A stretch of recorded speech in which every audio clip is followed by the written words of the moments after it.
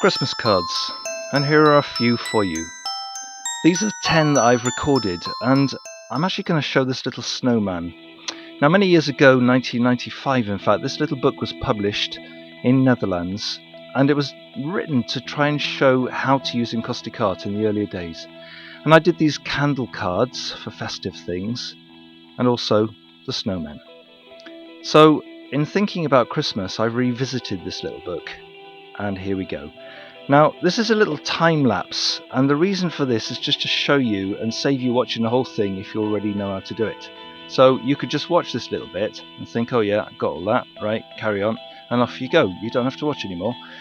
But if you actually want to see the details of that, it lasts for about another 3 minutes, so you can watch here. First off, cover the whole iron with blue wax, put it onto an A6 card, and just sort of smear that across.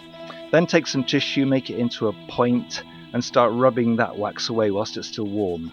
Now you can see it's already got too cold for me here, so what I'm going to do is a little trick. Put the iron down and heat the backing pad up. And as the heat feeds back through the wax card, it softens the wax again and makes it much easier. That's why I'm waiting. And here we go. So now I can rub that off very easily again with my piece of tissue. Once that's done, I'm just going to do a bit of foreground or somewhere for them to sit, somewhere for them to rest, and then start with the stylus, putting in the obvious details, little bits of eyes, mouths and so on. And I'm going to speed this up a bit now so you understand what to do.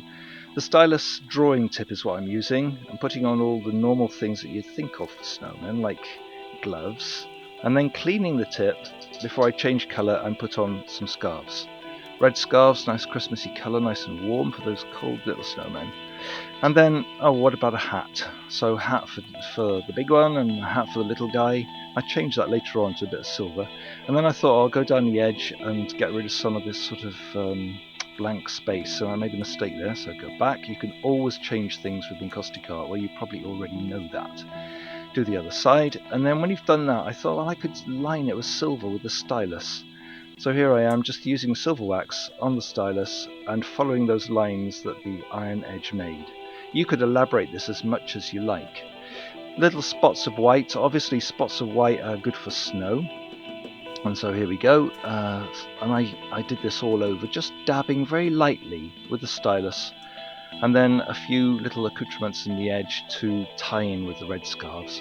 Scribing tool to highlight the hat, just to show that you can lift edges and make greater contrasts as you go, and then polish it. And I thought, oh, I'd better seal this now.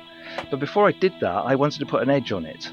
So silver wax in the little mini hot plate mode, and then just run the edge of that card through the wax like this. You can see the silver as it lines up onto that edge, and you do this with all the edges. Try not to touch the edge whilst the wax is still warm. I did do that, so I had to go through it again.